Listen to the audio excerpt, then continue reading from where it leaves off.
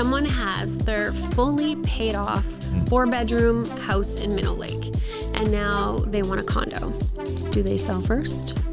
Especially like if you're downsizing and you're at that point of your life, you know what you want out of a house, and it just becomes that much harder to find, especially when you're in a panic. Yeah. What if the kids want the house? Oof. The kids don't want the house. The kids, I can say with 95% certainty that the kids, especially if you've been in the house for a long time, they don't want the house. Welcome to the TNT Real Estate Podcast, where we spark conversations that set you up for real estate success. I'm Tyler. And I'm Tanya, and each week we bring you expert tips on navigating Northern Ontario's real estate market. Whether you're buying, selling, or investing, we've got the tools to help you thrive.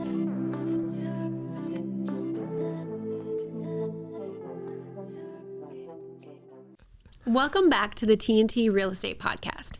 I'm Tanya, and I'm joined by my lovely co-host, Tyler. How are you doing today?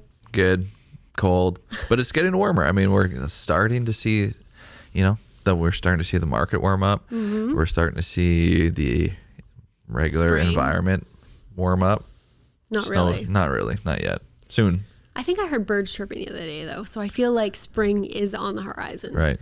Let's hope. Anyway, with spring comes change, right? Yep. Obviously, a lot of people looking at changing their housing situation. Right.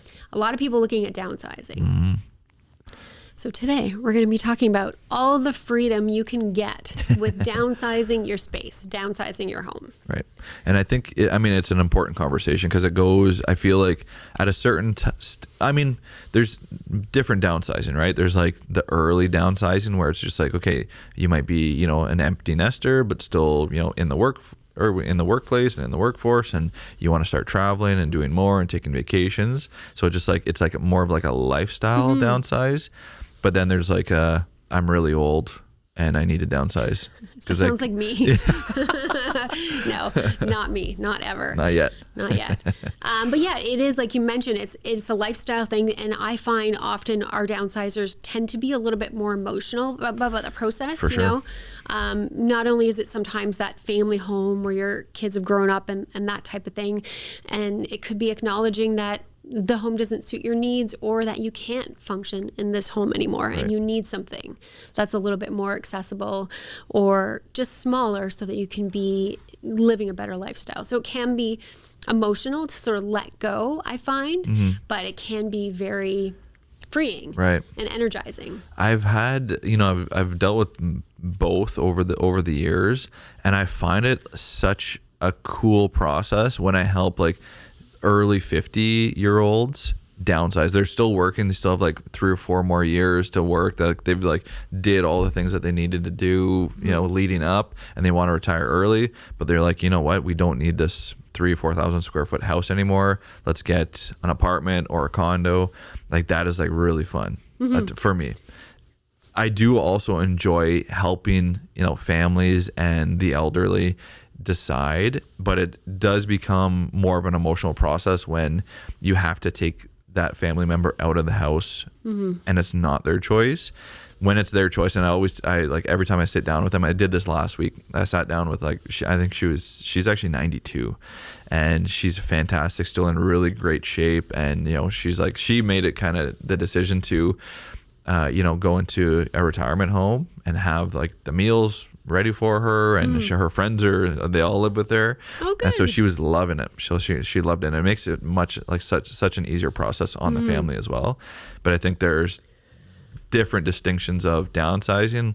Both can be very exciting. Yeah. So there's a lot of different reasons people do downsizing. Right.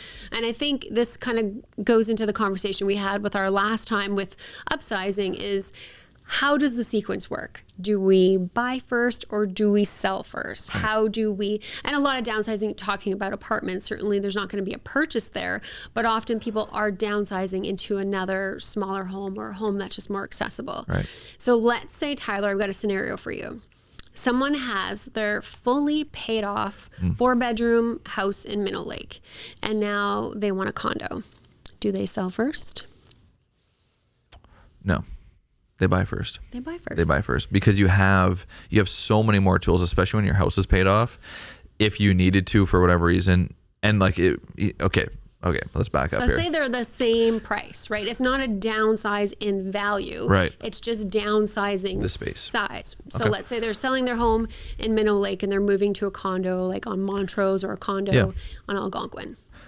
I still say you would buy first. I think I would still buy first because there are a lot of condos in Sudbury for purchase, but they don't come up all the time, and especially in the buildings that you may want. And if you're doing like a townhouse condo, it's probably even less rare that they come up. And because you have a fully paid off house, even for the same price, you can do like a major down payment if you have to, refinance or do like a HELOC for a short period of time. There's a lot of tools that you can use at your disposal when you have a fully paid off house. Yeah. So the risk, like there's barely any risk, I would say, to buy first in that scenario. What if the house doesn't sell though? Do you think there's any stress there on potentially carrying two properties? If you bought, say, a condo for $575 in Algonquin and your house is in that sort of $600,000 range, what if your house isn't selling? Can there be some stress there? Of course.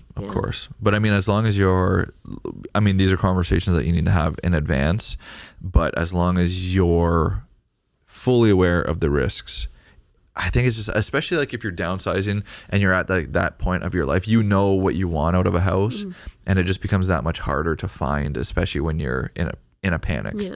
And one thing as well, condos in Sudbury, they're not as abundant, as you mentioned, as in many other jurisdictions, right? We don't have a ton of condos.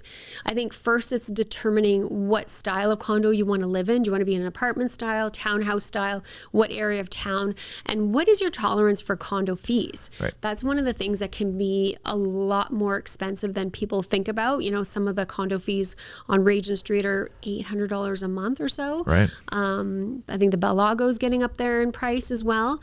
But then some of our townhouse condos are certainly a little lower. Like I want to say they're around $300, $350 range. Yeah. So it's determining where you want to live, and maybe what you can do is, because I don't think these condos sell generally very fast unless it's a low price condo. Right.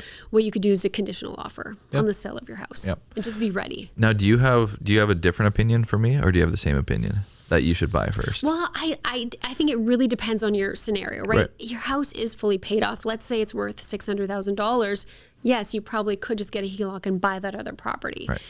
Peace of mind in knowing where you're going and that next step is exactly what you want, because you don't want to move again. Right. You probably haven't moved in 15 or more years potentially. Right. So I do agree in some sense, but also it's nice to have a financial clarity on what your home is worth. That's true. And I speak from this market that we're in, which is a pretty fast moving market. If we're in a buyer's market where the house will take 3 or more months to sell, maybe my answer probably changes a little bit. But if it took that long to sell, maybe there would be more inventory on the market too. So I'm hoping that they would. Maybe the condo wouldn't sell as fast either, right? So maybe you would have that condition for the sale of your house, and the two would sort of balance out perfectly, and the timelines would lead. Right. Amazing. So it can be challenging to determine, are you going to buy first or sell first? Yeah. So what do you think is the hardest part?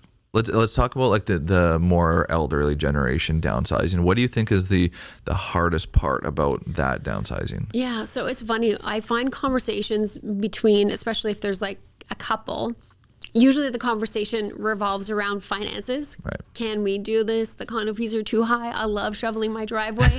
But then when you get into it, it's not about money.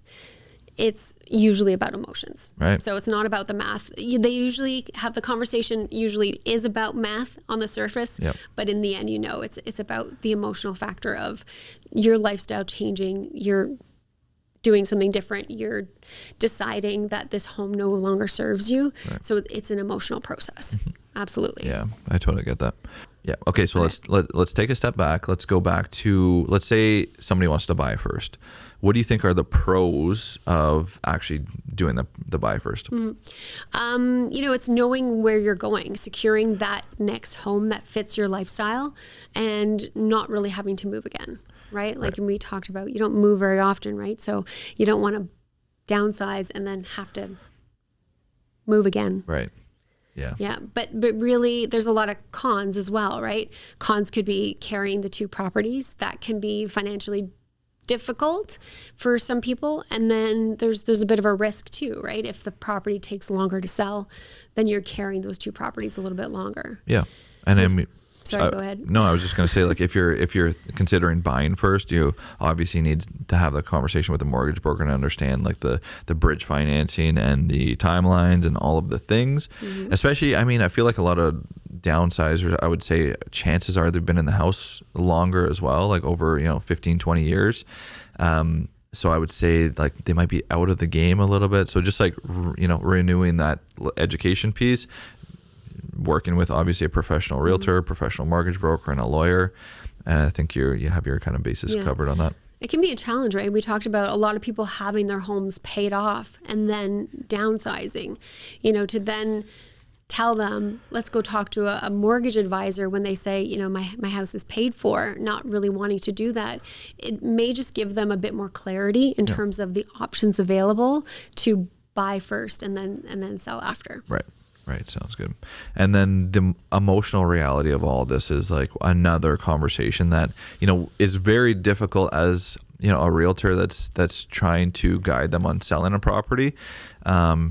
Usually, I mean, I've only been in my house now for how long has it been? Maybe 9 years, and I collect. We have a lot of things. We have a lot of things in our house. I cannot. You have a lot of people in your house. We have a lot of people. We have a lot of people and things. But I mean, even when we're dealing with, somebody that has been in their house for, let's say, 40 years.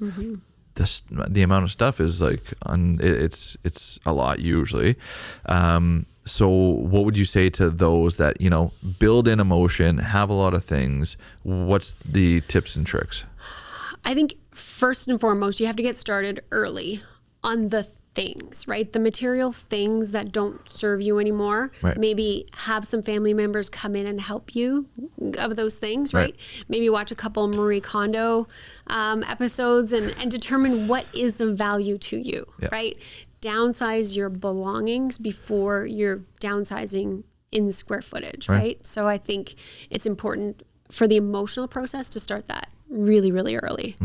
Yeah. People get a little bit sometimes it's hard, it's emotional, and then also the value of your home and overvaluing that sort of emotional side of things can be a bit challenging as well. So that's why it's good to have a third party, a realtor who works with buyers to come in and give you the sense of what buyers are looking for. And I mean, I feel like when they're downsizing, a lot of people often just say, you know what, I will just like bring all of our stuff, or we'll figure out where our apartment or our house is. We'll move in as much stuff as possible, and then we'll, like, whoever buys my house could just have the rest of the stuff, right?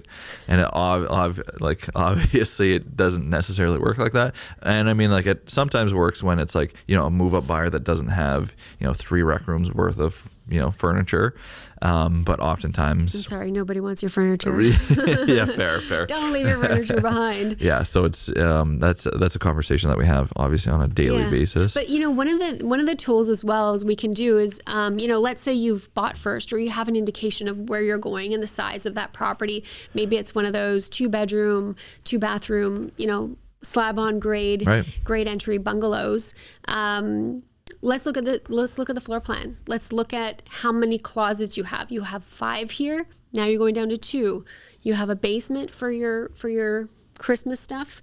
Well, how big is your Christmas tree, and how much Christmas decor do you still need now that you're moved from a 2,500 or 3,000 square foot home down into 1,100 square feet? Plus, hopefully you've got some storage in the basement.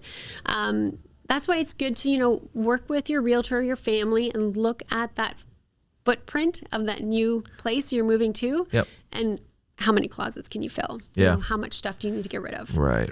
And that's the biggest thing. I think just the decluttering and getting everything ready for the sale is the most important piece typically. I mean, besides the emotions and everything that's tied up into it anyways. But so let's do a little bit of a process for downsizers.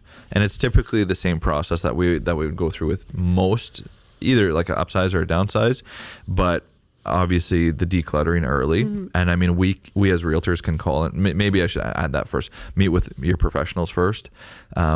As we walk through the house, we can tell you what needs to go, how many things, needs to go, where they need to go. And obviously there's all sorts of organizations, whether it's donations, whether it's, what am I trying to think of? The auction, like a consignment or an auction. There's different organizations all across Sudbury that will kind of help and take the furniture. And there's professionals too that can help you with that. So Right. if it's a burden emotionally to go through all these things, we have professional organizers and people who help people downsize. So your realtor will be able to advise you on getting a professional in there to help out with something like the auction and determining what things are going to stay and what things are going to go. Right. So I'd say declutter early, start that process, even a year in advance. Like if you know that this is coming, just start it.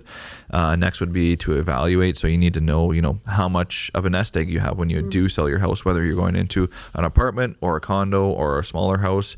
You need to understand the finances and what you're going to walk away with. Yeah. And I think we talk about condo fees as being one of those extra expenses. Right. It's really, really important to understand what those fees are. You're probably going to have higher taxes as well if you go from an older home into a newer construction, smaller property. Right. But maybe reevaluate those costs as a little bit more freedom that you're going to get, right? With condo fees, often you don't have to take care of your own driveway, that type of thing. So look at what do those condo fees cover and what freedom is that going to give you back? Maybe. Right. Perhaps there's some value in there as well. Yeah, that's one thing that we don't really look at too often. We often, like when we're selling a family house, we look at how much emotion is tied up in the house, but we don't often look at the, maybe the negative emotion that is tied up in the house. Like, are you, when your furnace dies, like what's the emotional toll of like having to take care of that? And if you're going into an apartment, it's just one phone call. You call your landlord and they send somebody over and fix it.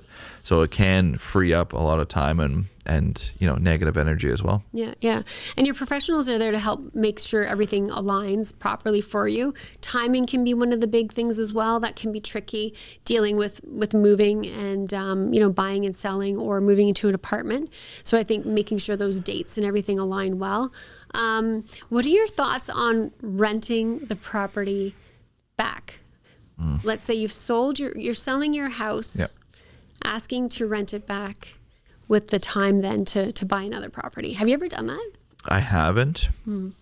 There was actually one posted this year, wasn't it? There was, yeah. I don't like it. I don't like it at all, unless like it has to be really enticing for the investor or whoever's buying the house. Like, can they afford to not? It would have to be almost an investor because a home buyer couldn't buy something with a tenant in it with that lower down payment. They might not be like an investor per se, but they have to have that mindset for sure to be like, okay, this is my 1 year plan. This person's going to pay me rent. And like the rent has to be enticing enough for them actually to want to stay. And can you just find a better rent? I don't know, like a regular apartment. I don't like them. Would I recommend it? Maybe I guess it depends on the scenario. Like if you're a seller and you have a very, very unique house. Right. And it's going to be enticing to somebody. Like, let's say it's on acreage. It's a big, massive house. It's more than the person needs, but they need time to move into their next property. Maybe rent back for a couple of months. I mean, it makes sense. Actually, you know what? Did you? I lied. We did do one, and it was me and you.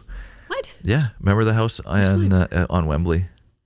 Oh, we did. Yes, we did do a rent back. That was exactly that scenario. That's so funny. That is so oh my God, my clients, you were with the buyer and I was with the seller. My clients needed something very specific. I think she was there for like 3 months or something, right? They were there for a couple months. Yeah, that worked out great. And it was investors who bought it. So there you go. It can work. We are living proof that it can work. That's so funny. Yeah. I was going back through my Rolodex. Have I ever done this before? And both parties ended up in a really good situation. Your clients got a good investment. They did well, moved on from it. And my client ended up finding the right bungalow house that fit her and her mom's needs. Right.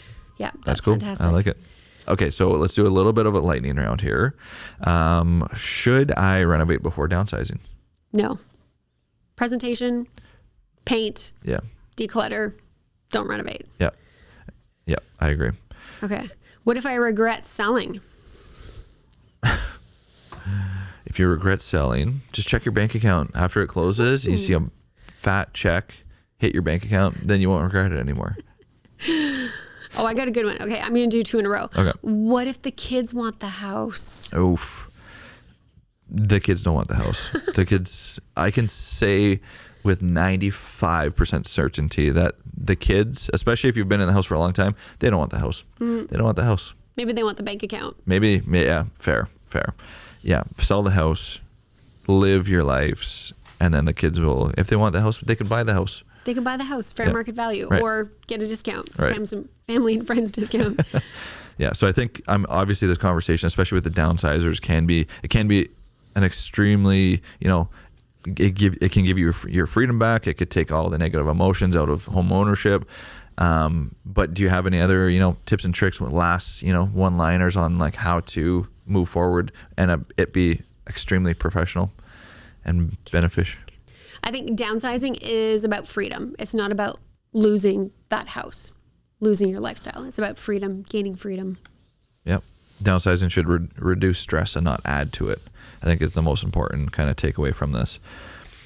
So I think that kind of wraps up our discussion on downsizing. If you have been considering it, if you have a family member that should be considering it, obviously we're always available to chat. And until next week, stay ahead in real estate.